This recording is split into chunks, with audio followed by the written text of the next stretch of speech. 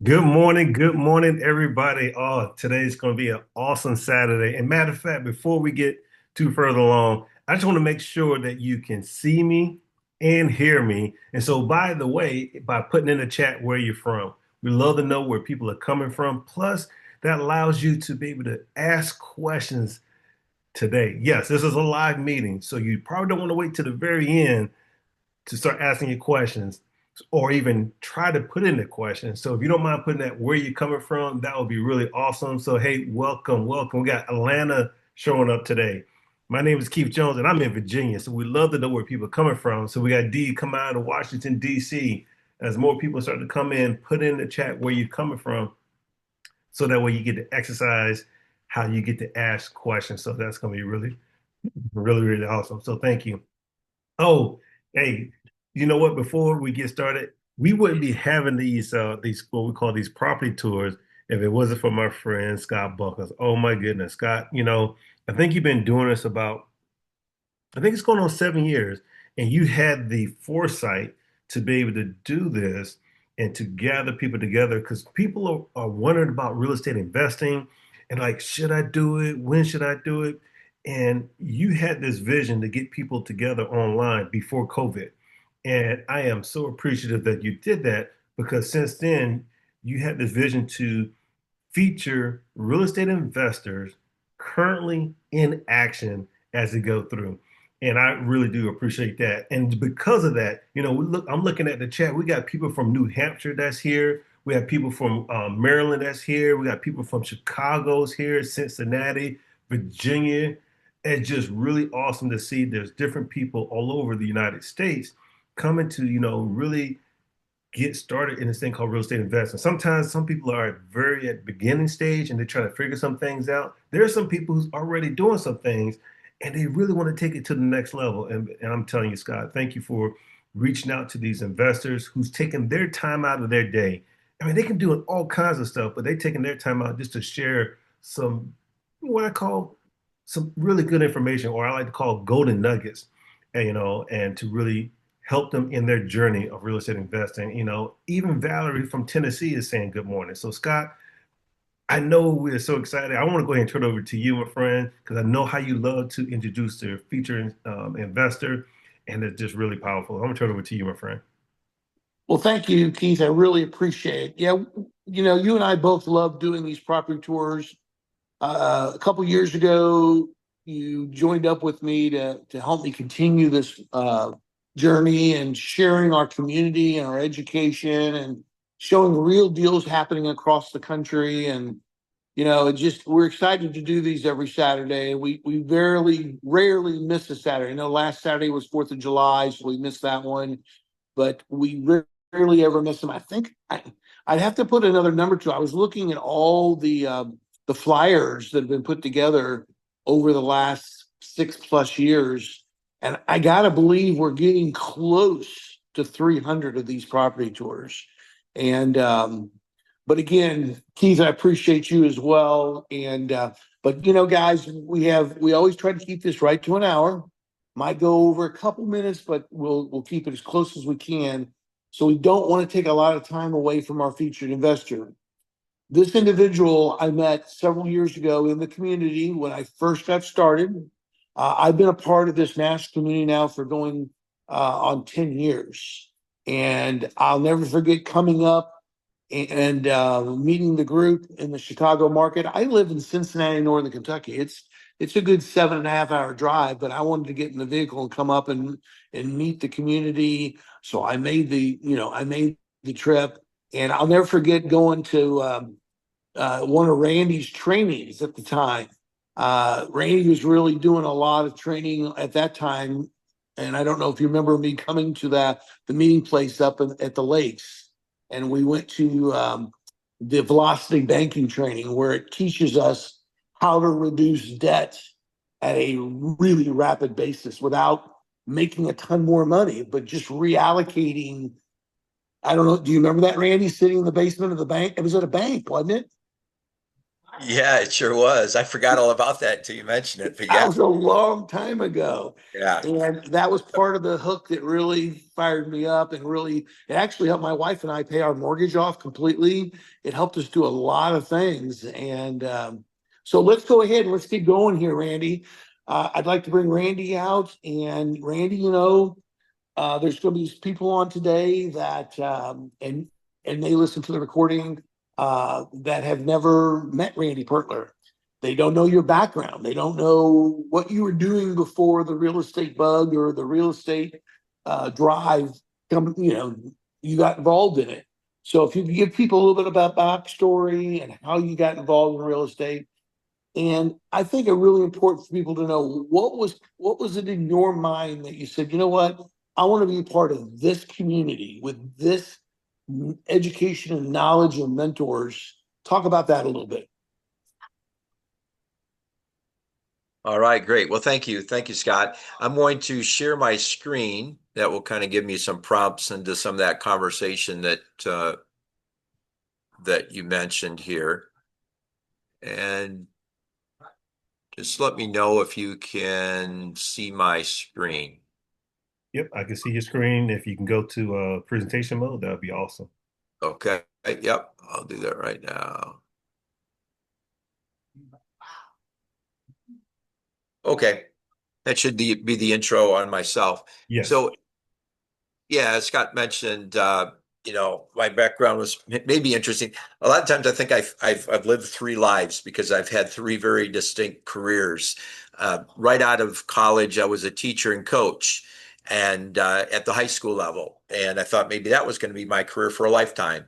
But because of some situations that were going on there and an opportunity to get into educational publishing, I made that transition into educational publishing first as just a sales rep, like everybody else, maybe starting out at the beginning.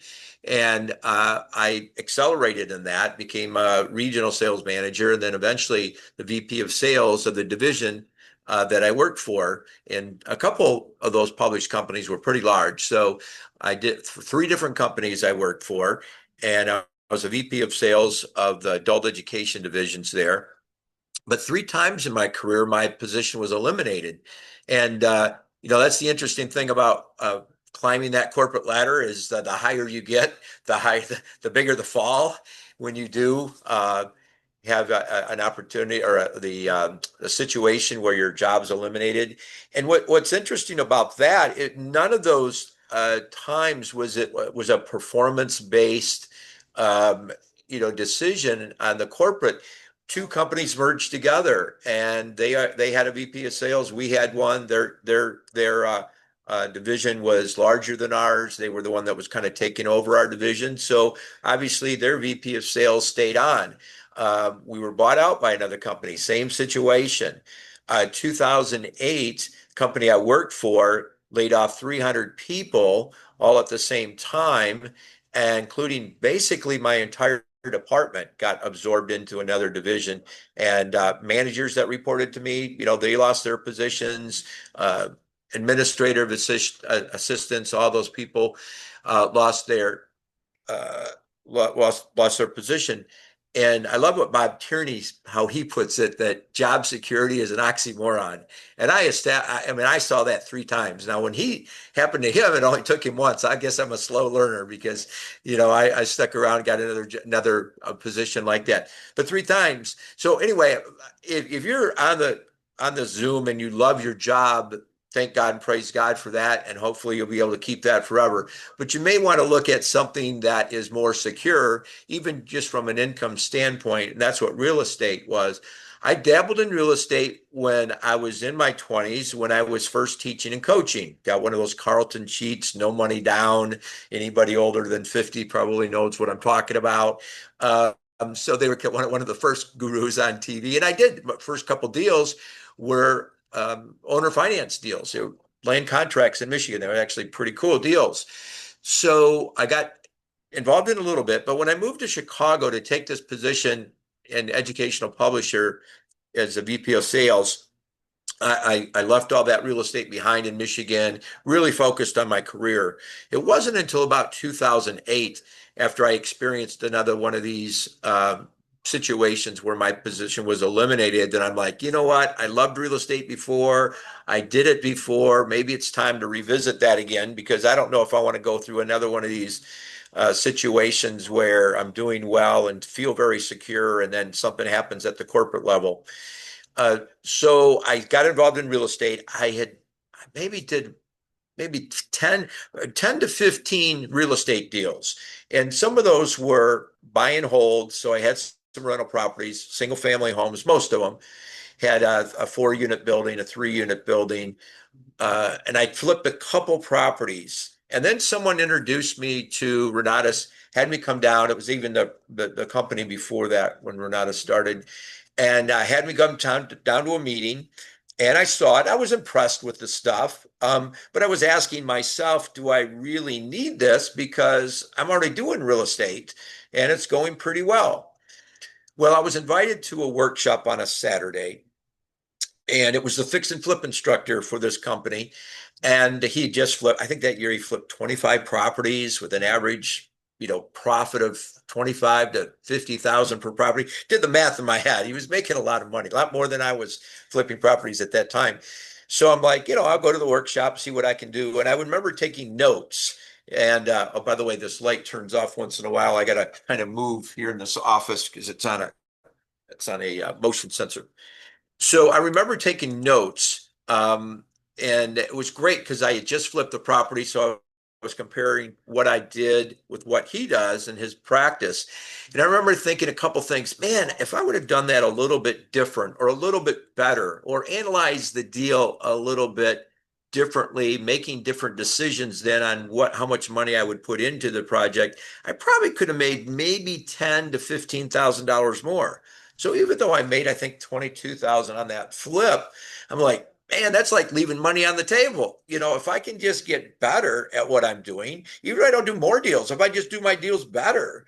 And then I also thought, man, if I just did one more deal by joining this community and networking with these people, that pays for the education right there. So I thought to plug in, and was not disappointed at all in the education. It was very good and it actually covers a lot of areas that I didn't really even have experience in. So that was one thing. But what really surprised me was the community, the amount of people that are there doing deals together, networking together, helping each other out. That really impressed me. And most of my partners today, I think I have maybe 20 to 30 partners. I haven't really counted them, in various projects going on. And most of those either are a member of the community or they connected to me through a member of the community. So that's very exciting. So again, my motivation, going back to the second point there, really my motivation was, hey, I'd been right-sized 3 times, didn't want to go through that again, went through the education.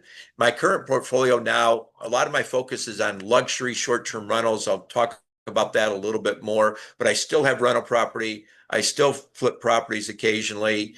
I am a licensed broker now. That was a decision I made just maybe 5 years ago. So I was a full-time real estate investor for probably 8 years, 9 years before I became a licensed broker, but I'm glad I did for, various reasons. And I am involved in building a network of brokers and building a team nationwide. I've completed well over 100 deals. Bob Turney laughs at me because I've been saying that for at least 5 years, maybe more. I just don't count after that. I just thank God, praise God for all of those deals. And I'm currently working on, and I'll share a little picture of a graphic on, is the 34-unit apartment building development. And what was great about the education, well, going in, I never thought I'd ever be doing any type of development at all. And to have a class now on land development is very helpful because I'm new. People think that, once you've done 100 deals, nothing scares you, you know it all. You don't. You always constantly are learning, and there's so many different facets of real estate. You can never become an expert on anything. So it's important that you learn from your experience, but experience of others and also formal education. I'm a big believer in that. I have a YouTube channel. I've recorded a lot of my property tours over the years. I think I've got almost close to a couple hundred videos on my YouTube channel now. I'm also a co-founder of Book of Memory. I came up with that name because we wanted to go into the luxury short-term rental space. And it just occurred to me, I hear a lot of parents say, their kids going off to summer camp, make memories, make a memory. So I started thinking about that. Well, why don't you book a memory at one of our places? So don't just book a house, book a memory is what came to me. And so we built that brand, and that's our little niche market is these big luxury short-term rentals. And I'm also an ICM, which stands for Independent Contracted Marketer with Renatus, which is that education company. Let me click on my website here, and I just want to show you when I say luxury short-term rentals, people kind of like, what are you talking about? Here's our website. That's one of our properties there.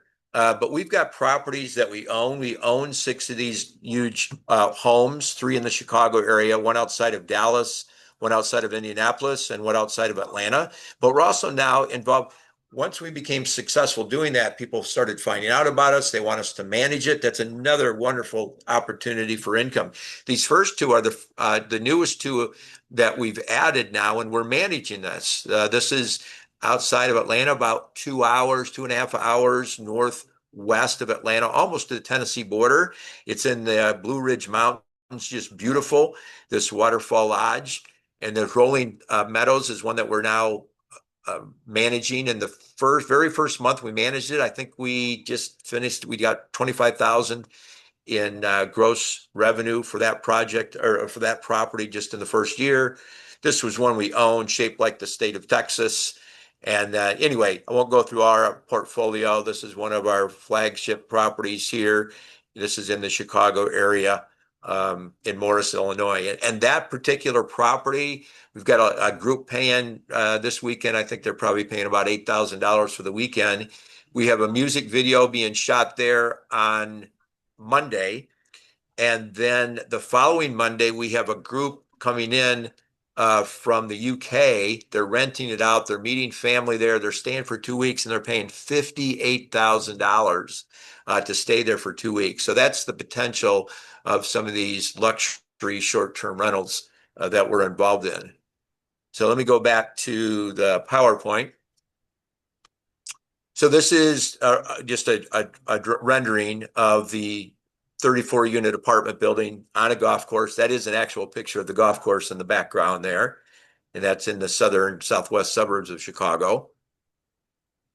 So when I got started in real estate, one of the first things I did, I remember it distinctively, I wrote a mission statement. And I would encourage you guys to do that as well, get you very focused, very centered. And I'm not going to go through my entire mission statement, but I will tell you that these 3 verses are very pivotal and are kind of the cornerstone of what I believe and the mission of my real estate investing business. So the first one, for what will it profit a man if it gains the whole world but loses his soul? Everybody that's involved in real estate, I think sometimes real estate investors have this incorrect, well, maybe correct for some people, but for me, incorrect perception that real estate investors are shaky or shady or take advantage of people. Done the right way, real estate investing is all about helping people that have challenges with real estate. It's a win-win-win situation. And so it doesn't matter if you're making money, you need to do the right thing. You need to make sure that it's a good situation for everyone. Even the people who are buying for it, we say, well, they're buying a discount. Well, we're buying it at a discount because they're desperate to sell it in those cases. The next one, but seek first the kingdom of God and its righteousness, and all these things will be added to you. Again, keeping the focus on doing the right thing. And then the last thing, the last verse, for everyone who exalts himself will be humbled, and he who humbles himself will be exalted. I relate that to giving back. Our community is very service oriented and give back. So just because you're making money in real estate, now you don't have to be bothered, with the newbies and people getting started. I like to give back. I've been involved in this community a long time in doing, study groups, and we're going to do a 90-day challenge and all the different things that I'm involved in here. I want to keep that in mind to stay humble and to give back. So now I want to talk about this particular real estate deal. And the reason we've had this as a title, you'll see why really once we get into it, and that is learn from the mistakes of others. So I want to show you a real estate deal that the initial investor in it probably made almost every mistake you can possibly make. I mean, when we're going through the property, some of it I'm like, did they do that on purpose? Did they do it wrong on purpose? It was almost like, why would they do that? So learning from others is very important. They say, a smart guy will learn from his own mistakes, but a genius will learn from the mistakes of others. So that's what we want to do. First, how did we find this property? Well, a member I had met through the community brought me an investor that was supposed to be finishing up a rehab project. And so I took a look at the house, and they got the rehab was underway, and they wanted a loan. They said they just needed $20,000 to finish the loan. Now, normally my LLCs, we do not do private money lending as a general practice. However, in this case, it was a friend of a friend trying to help him out. It was local. We had some money left in that LLC that was not being utilized. So we did a private money loan. But the interest rate, when you added it up, it was only supposed to be for 2 months. So he was paying, I forget, I should be able to do the math in my head right now, but I can't. But the amount of interest that we were making in those 2 months equated to a 90% annual return. So we went ahead and did that. We did our due diligence. We ran the title search. The title company came back and said, it looks like there's something on here for back taxes, but did they buy it in a tax sale? And I said, yes, they did, in a sheriff's sale or in a tax sale. And so they said, the title company said, well, okay, so that should be taken care of. We should be okay. So we ended up going through. We searched for. There's no other mortgage on it, so it appeared to be free and clear. However, as we got into the deal and a month went by, 2 months went by, they weren't able to make their payment. They were still having problems and issues. We looked into I went back and searched now for the title work, and now there's another mortgage that is recorded. And that mortgage actually was before ours. So here's something to learn. Okay, little pro tip right off the start, no extra charge for this. That is, when you're aligned for a lien on a property, it's not when the lien occurred, it's when the lien was recorded. So someone actually gave them a $10,000, or I'm sorry, a $22,000 mortgage, like about a month before we did, but they didn't know enough to get it recorded right away. So when we checked, there was no mortgage on there. It was not recorded. We end up looking at it and saying, that's why we went forward to it. But when it came time now to either take the property back because they had defaulted on the loan, coming up with a solution, we were in the driver's seat. We were in first position because of that. So long story, and this is a very long story. Long story short, we tried to negotiate because there was still a tax lien on it that didn't get removed at the tax sale. We tried to negotiate with them. They would not come off the $35,000 that they were owed for the taxes. We were under no obligation to pay the second mortgage company. We could have defaulted, got the property or foreclosed, got the property back, and they would have had nothing. They could have walked away with nothing from their $22,000. I did not want to do that to them. So I negotiated with them. And basically what I did is I offered them $10,000 to sign off the mortgage and $10,000, up to $10,000 more dollars once we flipped the property. They would get 50% of the profit, up to $10,000.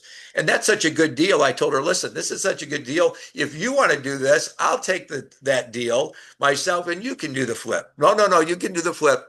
So anyway, that's how we got the property. We negotiated with them. They ran into financial difficulties. They ran into some health issues. They were more than happy to sign it over to us to get out of the deal. We took it over. So from a financial, structural standpoint, they made a lot of mistakes and we end up getting the property. Here's what the property looked like. It looked a little better than that when we took it over, but that's kind of the earliest picture that I can get. I think the picture that Scott had on the flyer was actually more accurate of what it looked like when we first took it over.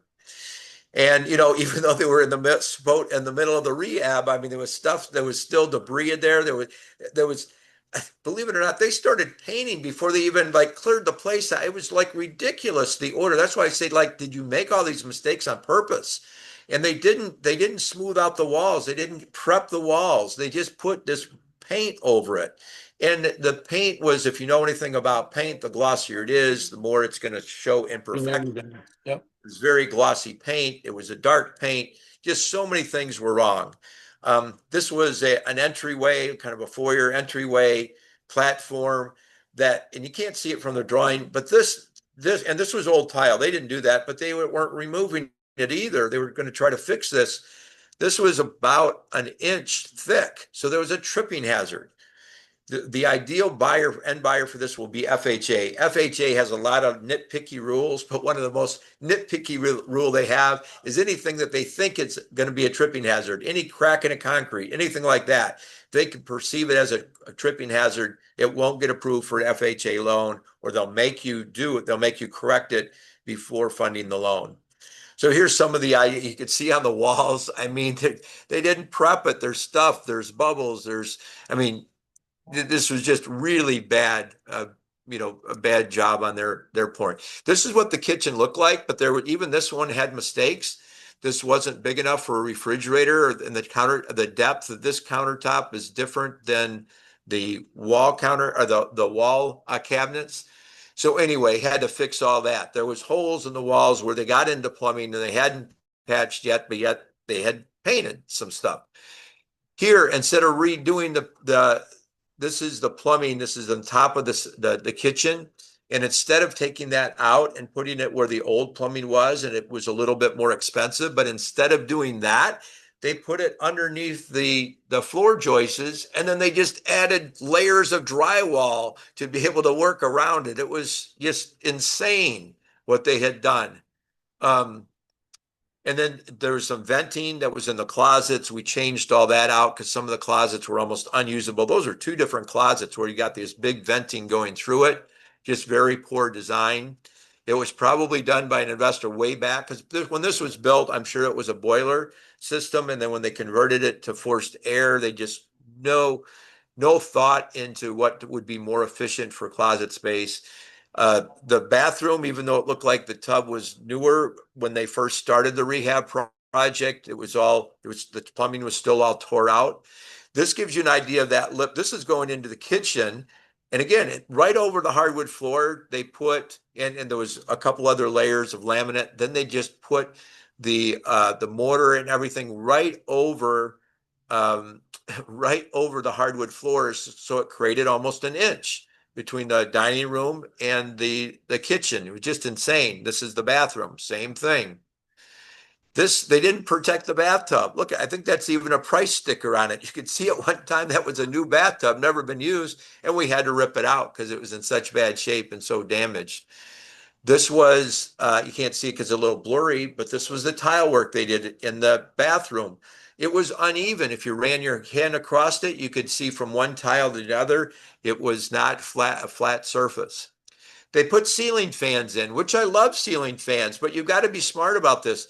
It already had low ceilings to begin with, a little lower ceilings, and then they put ceiling fans that were not flush mount. They could have put flush mount ceiling fans, but instead they put these that had the rods on it that were not flush mount. And as a result, someone tall walking through there could hit their head on there. I mean, that's how low these were. So we replaced all of that. The basement wasn't finished. You'll see in my walkthrough that the basement is finished. By the way, I'm not at the property today. I'm at our office. We're doing a training on Saturday here at the Office for Real Estate Investors and Marketing. So anyway, I'm not there, but I did a walkthrough, and I'll show you a video that I did yesterday. I just did a walkthrough yesterday there. So let me go through. Maybe I'll stop it right there because I just threw a lot at you. Scott, does that make sense to maybe entertain just a couple questions? And if it's something that, hey, we're going to get to it, or you want me to get through this now to make sure we get through everything in another half hour here. No, Randy, this is, again, reminding everybody it is an open chat. So if you have a question for Randy, he'll get into more of the numbers toward the end. But if you have other questions, Yeah, if it's please type them in the chat room. Renee asked a question. Do you think by any chance the previous investor that you bailed out, um, by any chance, do you think he was just trying, or he or she were just trying to do it rent ready and really do it? Because a lot of that stuff is really ugly. I don't even know how they would go leave at night or come back at the next day and look at that and go, that's acceptable. Yeah, yeah. So, and I'm doing it as a flip just because it's an area. I have rental property there, but I prefer to flip this one. We didn't plan on doing this property. Um, so yeah, I mean, get it rent ready. I mean, even the stuff at rental, even in that area, you'd have a hard time renting it with some of the stuff that was done, especially the flooring, all the tripping hazards that's in there. So yeah, and I thought the question was going to be, did they do this on purpose? Meaning, did they deceive me in telling me that I was the only lender on it? Yes, that definitely was not disclosed to it. Some of the stuff I think they were just naive and didn't know any better through this process, and some of it was just plain not being right, not being honest and ethical. So yeah, any other questions about what I've covered? I'm going to now cover what it looks like now after this working on this project. Anything else? No, All I right. think we're caught up. Go ahead, Randy. Okay. I'm going to turn this video on. Hopefully the volume will work as well.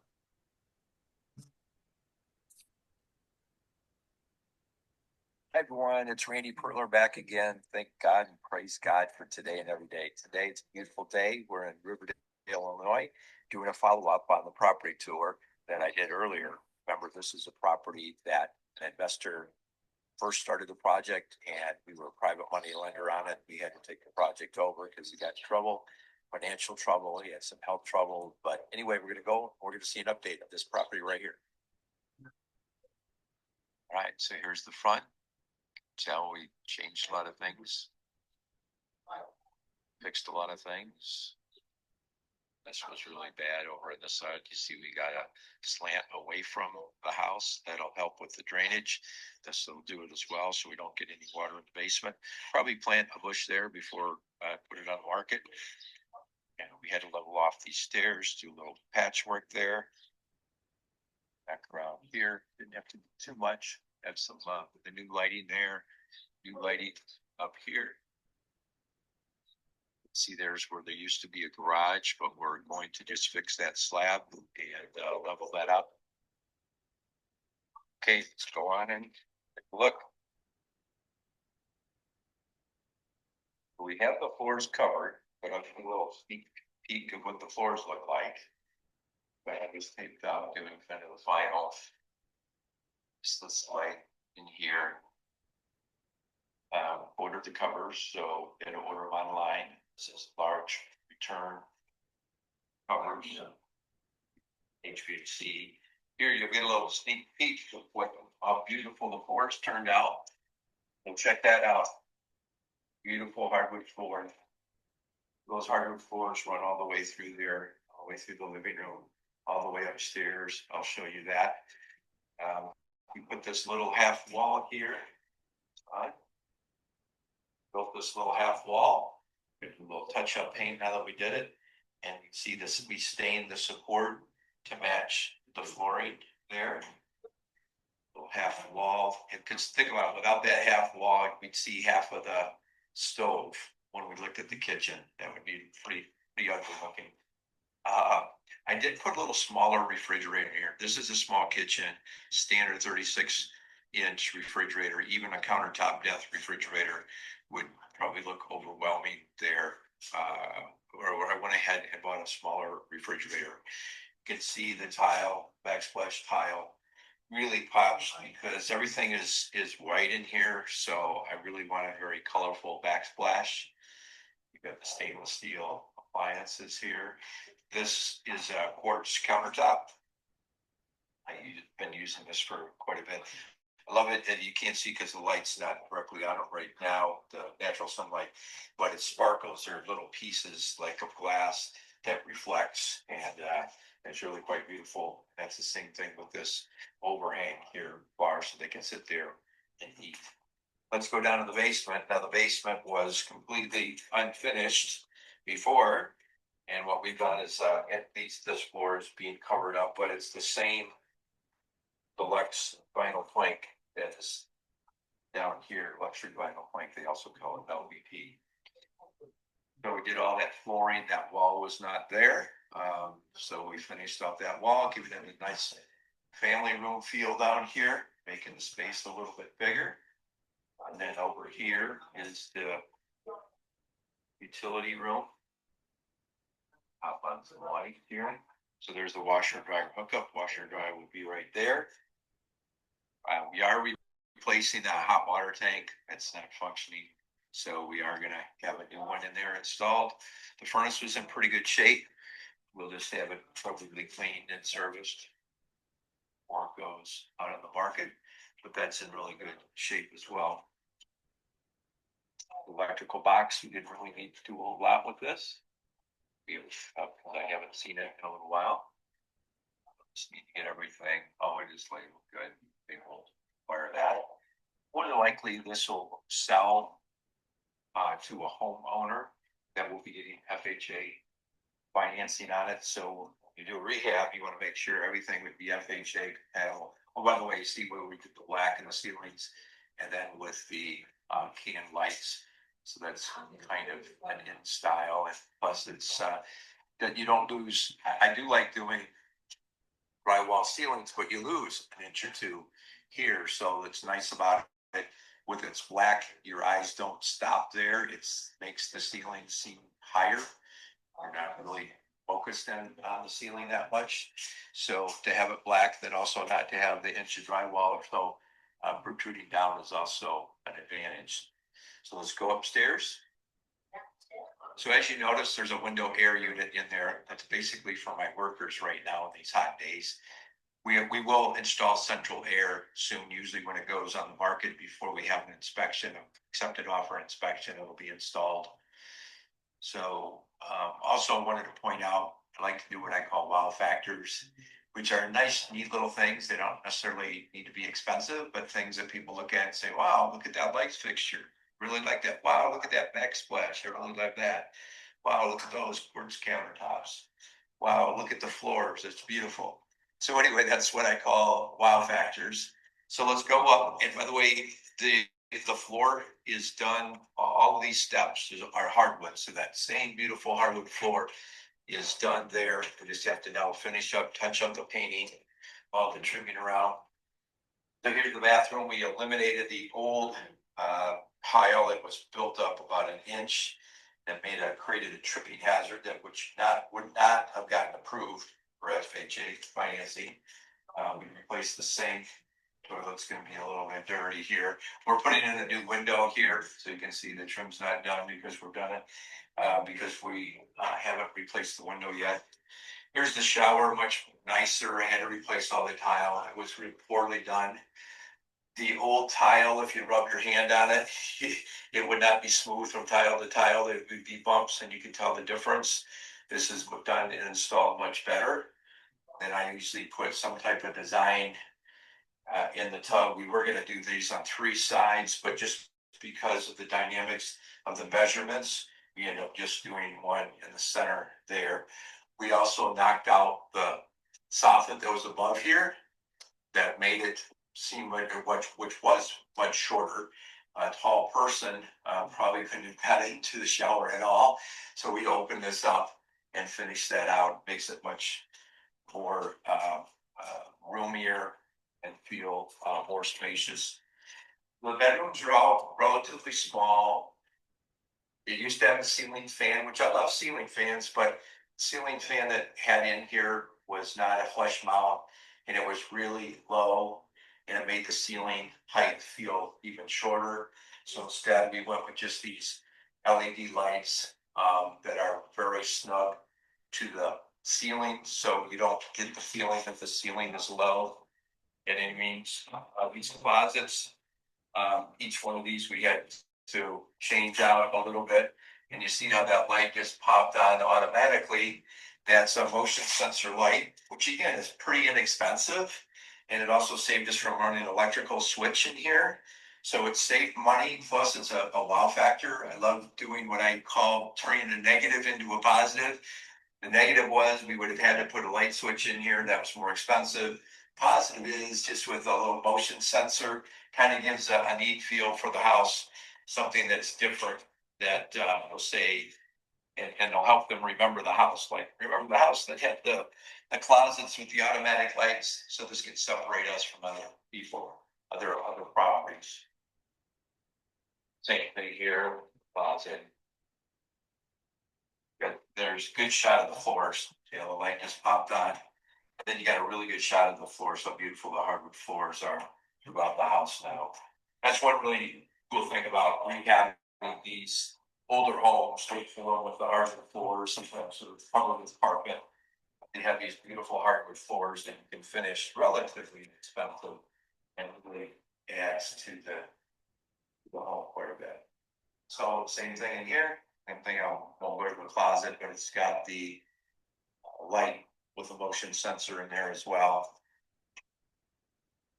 All right, I'm going to stop it there.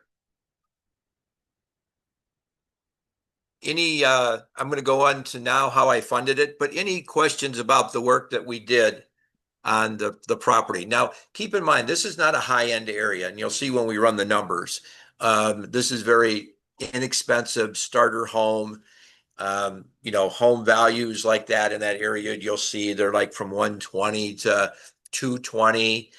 So a lot of the decisions is made based on that. A mistake that a lot of rehabbers make is they make the home like they want it, and then they've outpriced themselves. They can't make any money because they got 200,000 into the home, and they're only getting offers at 170. They're losing 30,000. So anyway, it's really important to make sure that your rehab is in relationship to that particular market. And also by staying on the low end, it does open us up. An investor could also buy that property and possibly make a profit as a rental. It'd be difficult, it'll be tight, but there's a lot of companies, hedge funds or whatever, buying up a lot of rental properties. That one we could have it priced low enough that it still could be profitable as a rental property. So we wanted to try to, make the house appealing to both of those markets. Yeah. Any questions about what we've covered so far or about the rehab work that we did? Yeah, It's, Randy. So we starting to get some questions in the sense yeah. of like, first of all, I just want to just talk about it was interesting how you started, how you were talking about you still learning after all the number of deals that you're doing that you're still learning. And so that's really neat, really nice to hear because some people automatically put up a wall and says, oh, they've been doing this for X amount of years. It's easy for them. And it was kind of interesting how you talked about that. And as you was walking through the property, you was talking about how you added your wow factor. And then a question came up like the time frame from the default of the loan to you taking over, how much time went by? Like, Yeah, yeah, good question. This was a little unique in that we didn't have to file for foreclosure. We didn't have to even file lis pendens. The investor knew he was in way over his head. He knew that he kind of probably deceived us, felt guilty about that. He was going through a health issue. I think he had a moment there when he was in the hospital for 3 months or a month, and I think he may thought about his life and what he's done and the afterlife, what that would mean to him. So he was very open to letting us do it. So we tried to negotiate for about a month just to get a hold of the guy that still had one tax lien on it. And that took about a month. And then we were down to like the last day. We would have lost it to this tax buyer. And then we got everything done like that last day. So it took only about a month or two. And that was more on me, how long we wanted to try to negotiate it out because we did not have to file the lis pendens. Because normally, if we would have had to do it, and I think this is where the question comes, when banks and other people are doing a foreclosure, I mean, in the state of Illinois, that could take, 6 months. This, it didn't really. Most of the time that was wasted here was trying to give him a chance to finish the project on his own, make good on what he promised and the promissory note and so forth. And then it was just a matter of pulling everybody together and then pulling the trigger. And this is one of my LLCs. So if you know how the partnerships work, which lends it well into how we funded this, the partnerships, the partners, they actually have to be partners. They're not investors, they're partners, and they need to be a part of these major decisions. Like, okay, do we want to, we could either just lose our money and just forget about this. We could buy the property and do the flip. Which do you guys want? And then try to get all our money back and maybe even a little profit. What do you want to do? So it came to a vote of our LLC, and we decided to take the project over and then make whatever we could, get our money back, and hopefully make a profit as well. That's awesome. And I know there's another question, but it was also kind of neat, and I want to make sure we don't lose this gold, nugget there. From the from the time you took it over, you had people start moving, so you had built a team. And if you don't mind just talking just a little bit about building a team, when you're getting started in real estate investing and how that plays into, and it sounds like you have some good relationship with some folks to be able to jump in and start working on the property and using the community. Yeah, well, the team and contractors can make or break your flipping business. By the way, I'm going to move a little bit so that the light comes back on here. Um, the Your contractors alone can make or break your business if you're especially if you're doing gut rehabs. I was doing a lot of gut rehabs, and it was good and bad. The bad part is you're so dependent on a contractor. If they don't come through, you can really make a profitable deal turn into a losing deal.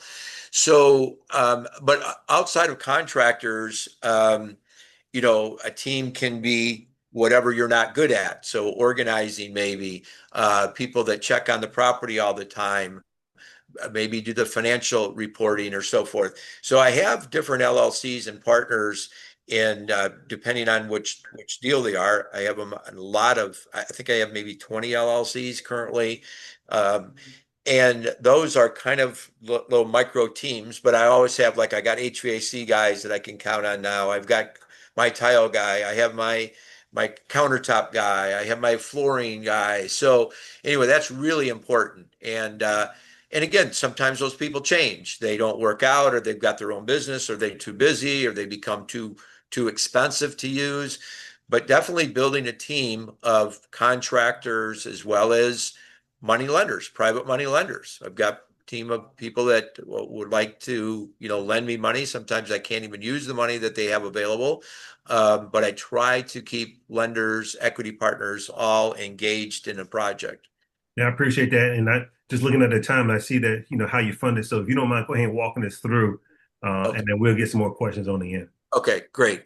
All right. So most of my flips are done with what I call the equity partnership model. And was covered in the Renata's classes, by the way. And this is my version of it that I used.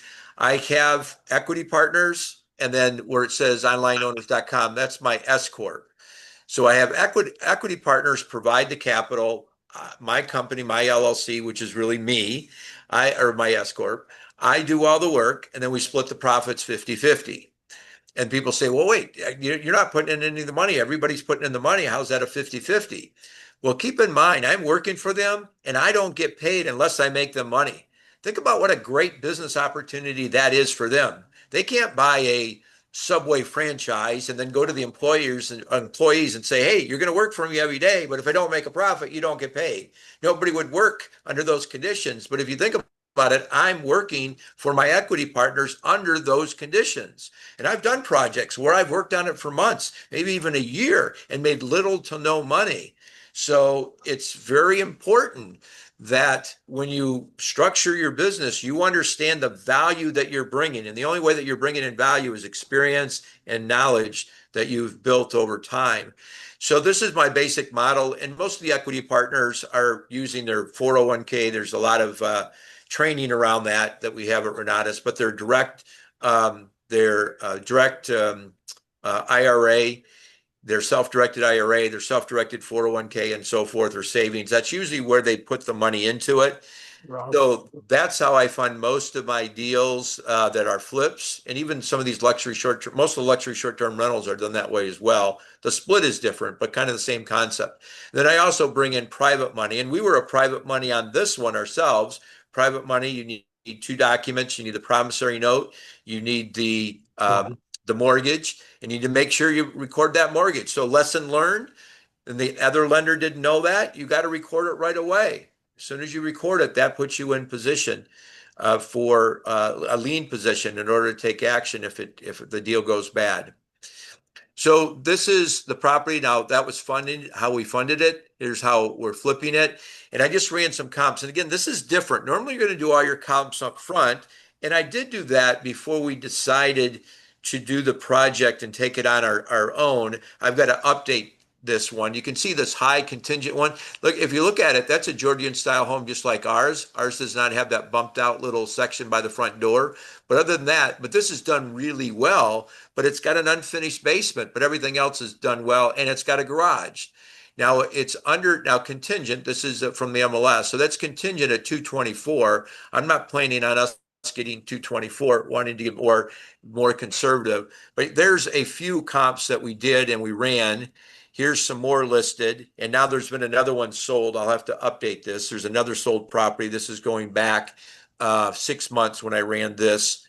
Now this was like a month ago when I ran it, so I'll run it again. There's been another sold, and I plan on putting mine on the market. This one on the market at 179, I believe, is what we'll put on the market.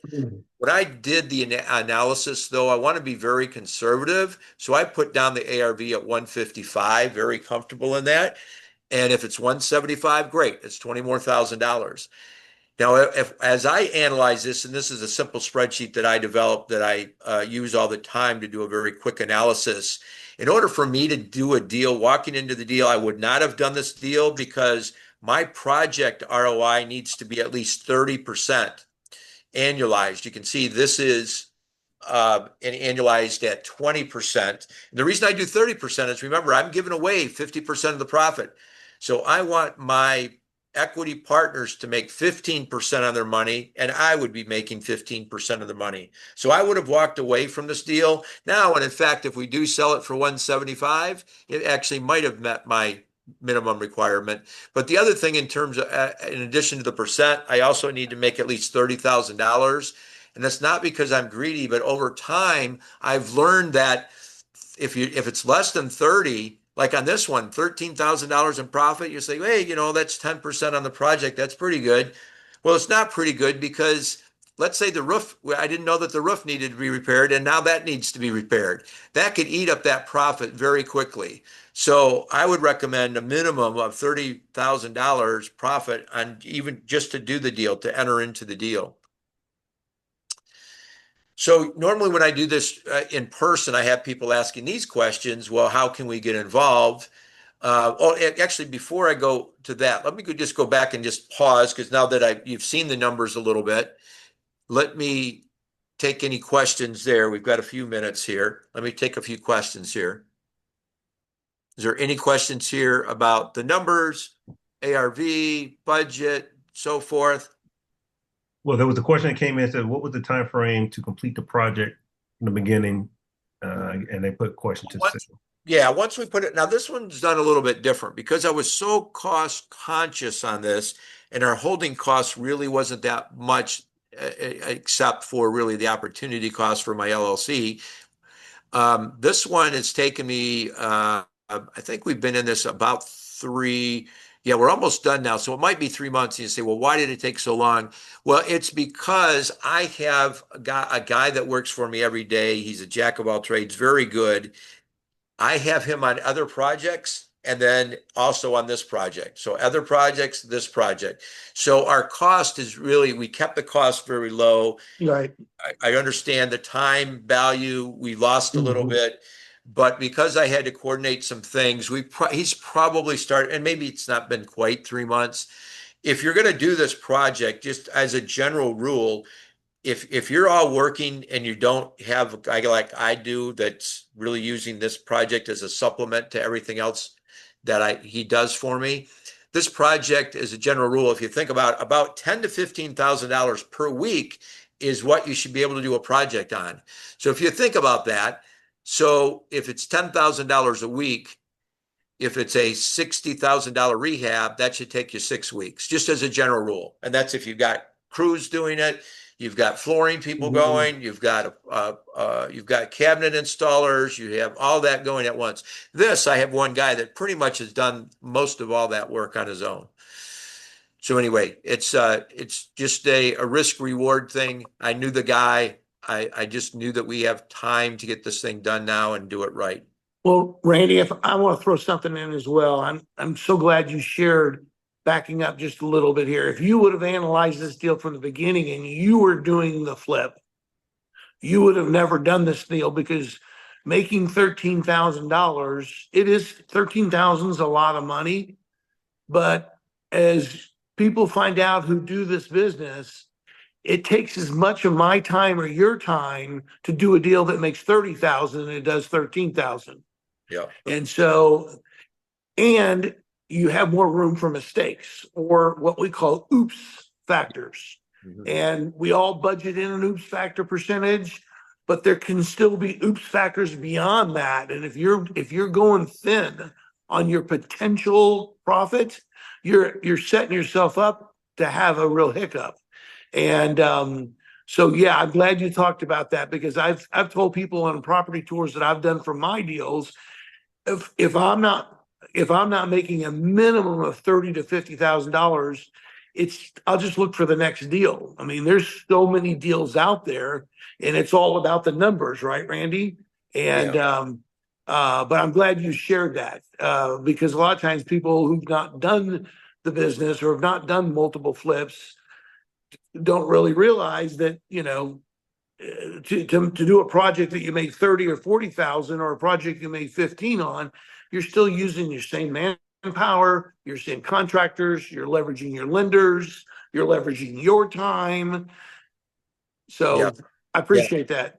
Yeah, absolutely. And if you look at this, so am I glad we still did it, even though if it ends up at 13? Absolutely, because we're getting our $20,000 back. Remember, we could be at risk of losing that with that second tax buyer on there.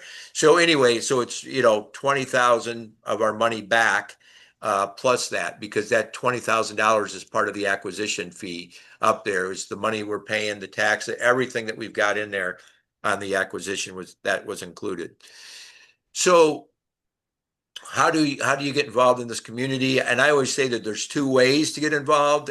For me personally, I use this, and maybe other people on the call that's part of the community do the same thing, and that is to learn what we do. So everything that I've done is teachable. Everything that I've learned over the years is teachable. You can learn it. Renatus has by far, in my opinion, by far the best real estate and education training program available out there. And so I'm a big advocate of plugging into that Renatus community and education. And then if that's not for you, I've presented this at property tours, and they're like, and this one way that you people that are already involved and that are listening to this, a way to scale my business is I then present this to other people that maybe are successful business owners, and they have the money, they have the resources, but they don't have the time, and they want to partner with somebody that's been well educated, someone that's got some experience with some integrity, and they want to leverage our knowledge and experience and time and partner with us. And that's a separate conversation, and there's rules, regulations, laws around that, so you got to be careful about that and know what you're doing. But those are ways that we can work together with you and whoever brought you onto this call. Uh, um, as far as learning what we do, we offer in-person stuff. There's online, as you can see right now, this is online. And I just did some brainstorming. I looked at the classes, and we have just, I don't even know, you guys probably know how many classes that we have now. But I just went through the list, and like what classes apply to this one deal. This is not an impressive deal from, the rehab or what a cool property. It's complex, it's little, it's small, but there was a lot of moving parts to pull this together that I couldn't have done it without the information that are in these classes, whether I learned them on my own or not. It's easier to learn them right in the classes. So anyway, I mean, there's just a few. I mean, the tax legal, putting the LLC together, raising the capital just to be able to do that, equity partnership model. Private money lender. We were a private money lender on that. So understanding that. The tax lien and deeds, understanding that somebody still had a lien on it. What does that mean? Home inspection, seeing what really needs to be done. Analyzing the deal to see if there was enough equity for us, number one, to lean, and then two, to take it over now and get our money back and make a little small profit. Negotiating this deal with the person that had the project as well as that second lien holder. Obviously, the fix and flip classes and rehabbing classes, and then title, escrow, and closing. I mean, there's probably even more than that, but that's what came to mind is, hey, these are things that are in action right within one project, right? So the second opportunity about leveraging, get with the person again that invited you. That could be private money lending, could be equity partnerships, and that's how you can, if you get involved with us and learn this stuff, that's how you can scale your business. So anyway, any final questions? I think I'm like right on time. Mine says 11 o'clock. All right. I'm on Central Time and it's 11 o'clock. No, you know what? I appreciate, how you how you lay that out. And there was I like those golden nuggets where you was talking about, you talked about how you understood the market, outprice. And if you put too much in, and like you kind of talked about those pieces, leveraging your time and your contractor's time. So you understood how to keep your costs down by doing certain things. And then you just give people chance, right? You gave people chances to make amends and stuff like that. I really like that passion that you have in it. But at the end of the day, you took action on something. And I like how you implement what you learn. And thank you for showing like that, just that quick snapshot of those other pieces. Of course, that's not everything like you said, but it was one of those things that you build upon to allow you to move forward. So again, I'm really appreciative that you share your experience. What about you, Scott?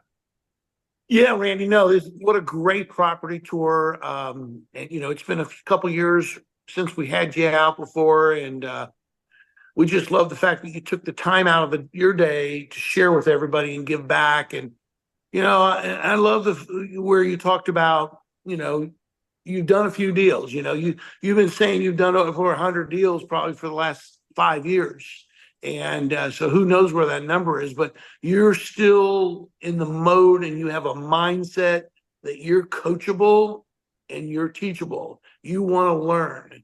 And I think that's huge. And obviously, it's important to me as well. So to wrap this up, Keith and Randy, let's let Randy kind of live maybe final remarks here. Like if you wanted to leave everybody on today with, something on about getting started or doing a deal or getting involved in our community, how would you like to leave everybody? Good question. I think what's important for people on this Zoom meeting right now, and we're looking at the recording, is that decide whether or not real estate is for you. All right. I think it should be for most people, but maybe not. But look at your skills, the time that you have, your interest, and so forth, and see if it's for you. Do a really deep evaluation. Find out enough about real estate just to see, is it for me? And then to me, it was a matter of once I made that decision, is then my next question is, what gives you the best opportunity to succeed? A lot of people will go into an opportunity and they'll ask a different question. It'll be, what's the least amount of money I can risk in order to try this? Or what's the least amount of time I can put into this in order to try it? To me, don't try it at all, if that's your mindset. I mean, I don't know how you succeed at anything with that. What's the least amount I can do and still do it? It's probably not going to be successful. You're probably wasting your time, your money, everybody else's time and money as well. Do your due diligence, reach a decision, and if real estate is for you, ask the other question: what gives you the best opportunity to succeed? And when I did my due diligence, that was join the Renatus community and plug in, and I got all the education that they possibly could offer. I gobbled that up, treated it like a business, not like a hobby, put my time, effort into it. And uh, really, that would be my advice. Get off the fence, make a decision. And I don't blame anybody either way. If real estate's not for you, great. Find your passion, find your niche, what you like to do, what's the best opportunity for you. Then I would say the same thing. Whatever that opportunity is, research it. Then what gives you the best opportunity to succeed in that? But to me, real estate is just very comprehensive in what it can give you, provide you financial, freedom, time freedom, a lot of those things that people are searching for. So for me, it was the right thing to do, to just jump in and do everything I could to be successful. Well, thank you, Randy. We really, really appreciate you. Look forward to seeing you hopefully at the next summit meeting that we're going to be having, or unless I get up to Chicago sooner than that. Keith, thank you for helping host this today. And we'll be back next Saturday with another property tour, and love to see everybody out. But for now, everybody have a blessed weekend. And Randy, God bless you, brother. And we'll talk to everybody later. Thank Thank you. you. Bye.